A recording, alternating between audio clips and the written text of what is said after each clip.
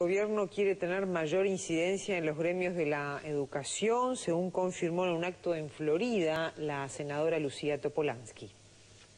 Acordamos darle una mano al gobierno en la cuestión edilicia y acordamos formar la agrupación Frente Amplista de profesores y maestros.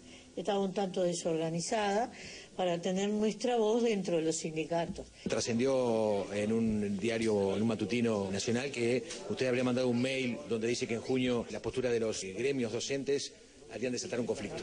Yo mandé un mail citando una reunión entre Frente Amplistas y el ministro para tratar la cuestión de la educación, los que somos miembros de la comisión, porque es un tema serio y que nos preocupa. Y que en junio pueda haber ruidos porque está la rendición de cuentas, natural.